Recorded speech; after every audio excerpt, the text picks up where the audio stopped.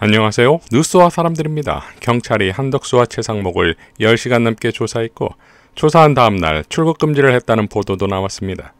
대한민국 현대사가 바뀔 중대한 내란 재판에 심우정과 쥐기현이 내란 수괴를 석방시켜 맛집도 가고 산책도 하고 영화 관람도 합니다. 쥐기현은 접대 논란으로 삼겹살이 등장했고 유흥업소가 몇 종이내가 보도되면서 그야말로 이 사안이 희화화되고 조롱거리가 되고 있습니다.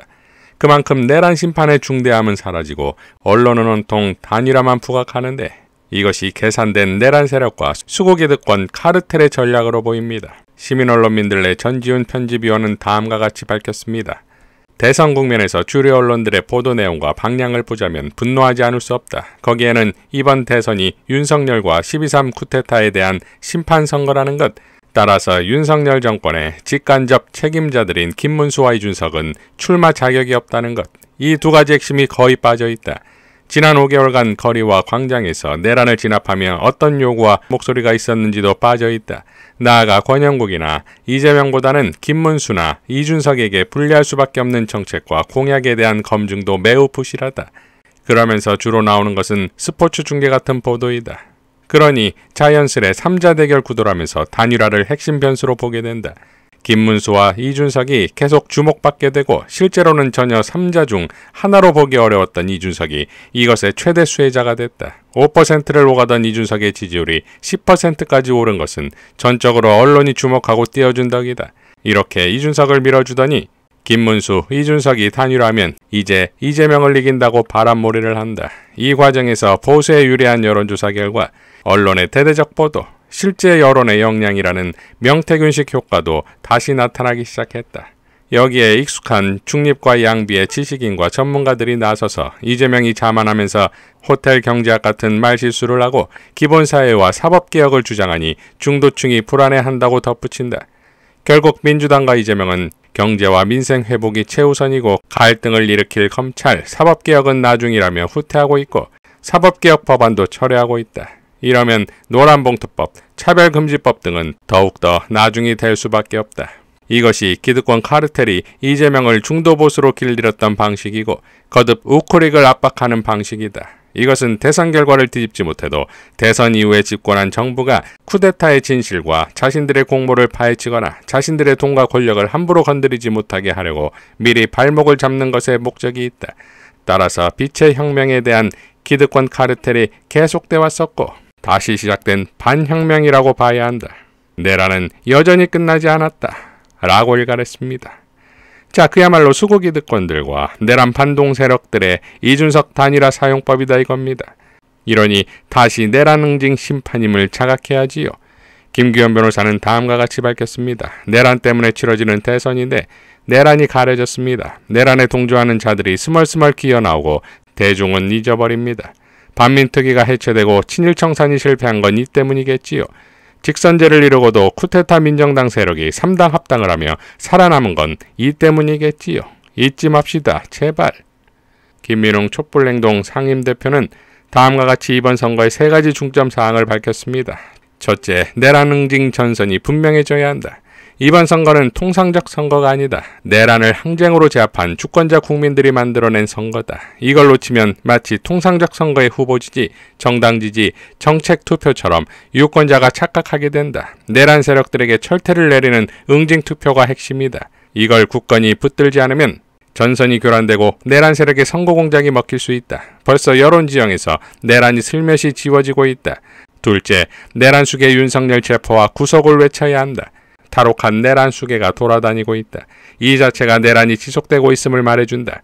응징투표는 내란 수계 윤석열 체포와 구속, 처벌을 원하는 주권자들의 의지와 직결된다. 내란 세력에게 단 한 표도 주지 말아야 한다. 내란 세력에게 돌아가는 표는 윤석열을 다시 돌아오게 하는 표라는 걸 끊임없이 말해야 한다. 내란 세력 전체의 복귀를 절대적으로 막고 이들을 처벌해야 한다. 내란 정당, 국힘당의 후보는 김문수만이 아니라 누가 나와도 포장만 바꾼 윤석열이다. 온갖 농가를 벌이는 희대의 정치 사기꾼 이준석도 윤석열로 국민을 속이고 장사하던 자라는 걸 계속 일깨워야 한다. 내란 세력 그리고 이들과 한몸이었던 자들은 모두 그 어떤 위장을 해도 내란 수계 윤석열과 같은 운명에 처하도록 해야 한다. 셋째, 국민주권 시대를 깃발로 삼아야 한다. 이재명 후보는 차기 민주정부를 국민주권정부로 부르겠다고 했다. 100번 옳다. 거리와 광장에서 촛불을 든 주권자 국민들이 지난 3년 동안 외쳐왔던 바다. 이 나라의 주인인 주권자 국민이 그 정부의 최고 수반이자 권력자이다. 주권자 국민이 지휘하는 정치가 바로 민주주의다. 국민주권 시대인가 내란 세력 연장인가를 가르는 선거다. 우리의 총력전으로 국민주권 시대를 활짝 열어젖히자. 자, 그리고 투표소로 가는 행동입니다. 김상수 작가는 다음과 같이 밝혔습니다. 나라 밖에 재외국민 20만 5천 명 투표. 명부등재 선거인수의 79.5% 역대 최고 투표율이다.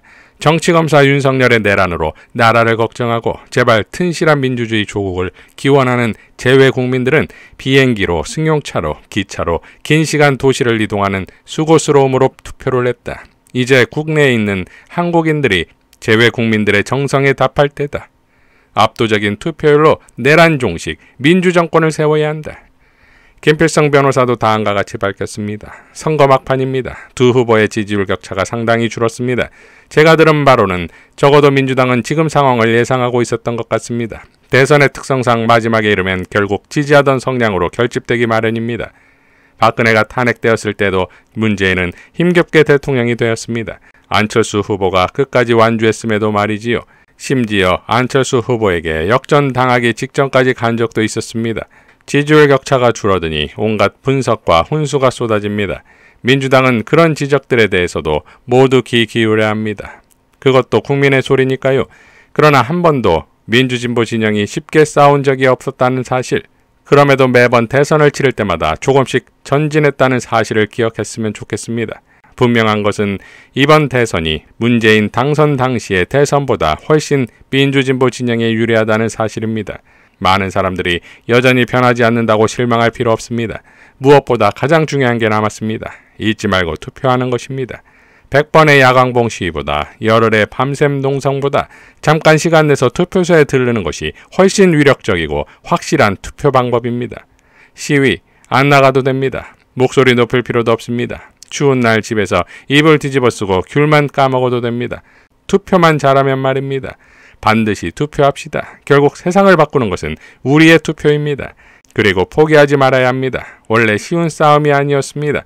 결국 내란은 우리 손으로 종식시켜야 합니다. 김의원 목사도 다음과 같이 밝혔습니다. 이번 선거는 구도가 단순 명확하다. 윤석열이 무죄 받고 활개치며 돌아다니는 꼴을 보고 싶으면 김문수 찍으면 된다. 반대로 나는 그 꼴을 절대 못 본다 싶으면 1번 찍으면 된다. 이재명 후보의 명연설 일부로 마무리하겠습니다. 우리에게는 책임이 있습니다. 우리도 긴 역사의 그 일부를 차지하는 일원으로서 우리 후손들에게 다시는 비상계엄 같은 군사 쿠데타 같은 이 헌정 파괴 행위로부터 독재적 권력욕을 가진 잘못된 권력자들로부터 민주주의를 지켜내기 위해서 다시는 희망 없는 세상을 만드는 그들의 그 폭력적 행위에 우리 후손들이 희생되지 않게 하기 위해서 우리는 이 순간에 미래를 돕고 미래에 우리 후손들을 구하기 위해서 지금 진행 중인 내란 세력을 진압하고 민주공화정을, 민주주의를 확실하게 회복하는 그 역사적 책임을 확실하게 완수해야 하는 것 아닙니까?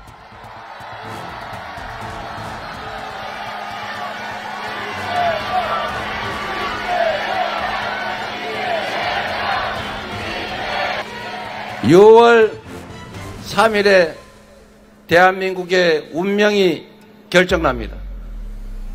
내란 세력들이 복귀하고 윤석열이 상황으로 귀환할 수 있습니다. 하기에 따라서 유능하고 충직하고 준비된 민주당 이재명 대통령 후보가 취임함으로써 완전히 새로운 대한민국, 희망 있는 나라로 다시 출발할 수도 있습니다, 여러분.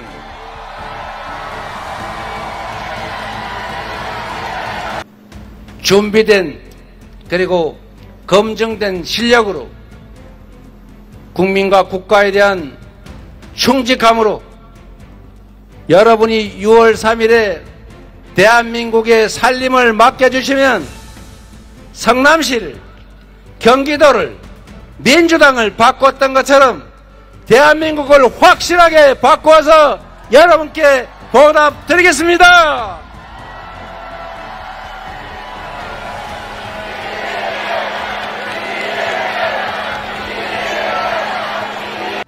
이상 뉴스와 사람들이었습니다. 시청해 주셔서 감사드립니다.